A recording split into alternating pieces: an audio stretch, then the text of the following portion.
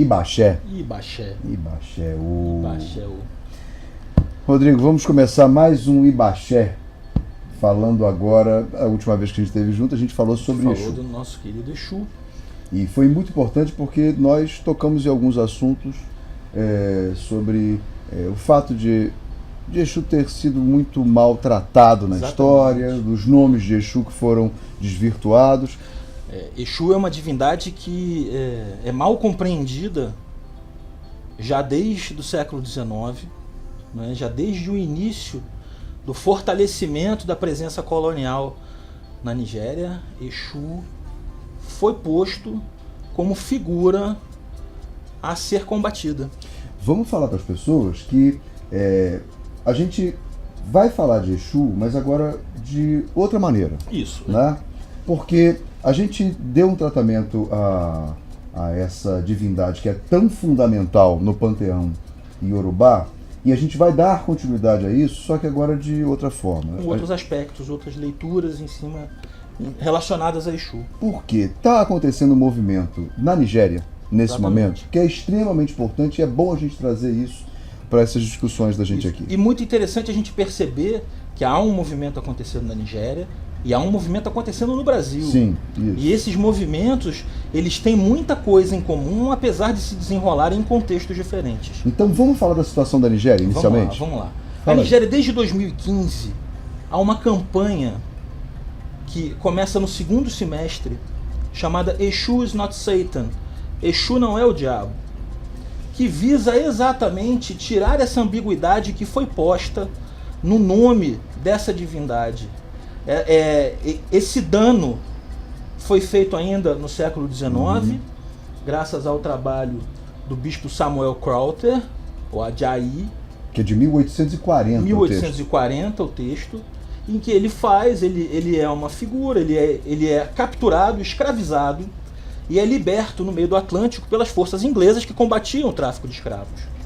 E acaba ali, nesse movimento, ele acaba indo à Inglaterra, sendo consagrado bispo, e volta para a Nigéria como um agente colonial para tentar fazer paralelos com aquela cultura dali e facilitar a penetração do Império Britânico e das estruturas coloniais. E o que ele faz é a tradução do texto bíblico para o Yorubá. Esta é a obra desse bispo. Então, ele fez a tradução e nesta tradução ele traduziu Exu como Satã, como Satã. demônio.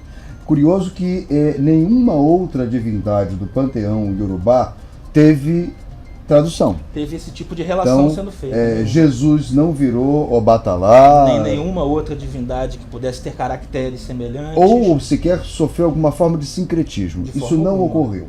Na Nossa Bíblia, Senhora não foi sincretizada nem com Oxum, nem com Iemanjá, como a gente poderia pensar numa estrutura como essa. Então, a produção dessa tradução em 1840 provocou, portanto, uma relação absolutamente impossível, né, entre esta divindade Exu, que ela é tão importante para o panteão iorubá, e o cristianismo. Exatamente. Eu acho que é importante a gente falar uma coisa chave. Não existe na cultura iorubá a ideia de um mal absoluto. Não existe. Portanto, não existe uma correspondência que permitisse uma forma de sincretismo entre a figura de Exu e o demônio. Exatamente. Então, Exu definitivamente não é o demônio. E Né? muito menos a personificação do mal, de qualquer forma que a gente pudesse trabalhar isso, porque a noção de bem e mal, ela é relativa, ela não pode ser personificada, ela não pode ser absoluta, porque ela prescinde que haja a influência de algo sobre algo. Não é? Então, isso não faz parte da base cultural iorubá, é algo que é trazido pelo estrangeiro. E é interessante a gente falar que, claro que os iorubás pensam em maldade, Claro. Existe uma ideia sobre maldade, sobre bondade. Ela é culturalmente bem diferente. A ideia da maldade, ela diz respeito a desequilíbrios, né? Então, o que é mal é o que está desequilibrado, Exatamente. que se mantém desequilibrado, né? Mas, de maneira nenhuma, isso também é absoluto. Esses desequilíbrios, eles devem ser ajustados, eles podem Exatamente. ser ajustados. E é muito interessante a gente perceber a estrutura que é utilizada lá no século XIX, porque o bispo Crowther, ele não escreve só a tradução da Bíblia. Ele é o primeiro a fazer um vocabulário do idioma iorubá. Ele faz uma gramática do idioma iorubá. Então a Bíblia faz parte de uma estratégia maior de penetração na cultura iorubá do estrangeiro. E é muito interessante a gente ver esse aspecto ser utilizado na campanha Yeshua is not Satan. Porque assim como aqui no Brasil, nós fazemos em setembro, já há 10 anos, a caminhada contra a intolerância religiosa, os nigerianos, os iorubais, elegeram o dia 24 de dezembro para fazer sua manifestação de Yeshua is not Satan. Então eles escolhem uma data significativa para aquilo que eles consideram como um estrangeiro, e eles associam a essa data a algo de sua cultura, e com isso pretendem fazer um movimento contrário àquele ao qual foram sujeitos. É uma estratégia de descolonização. É uma resposta, né? É uma resposta.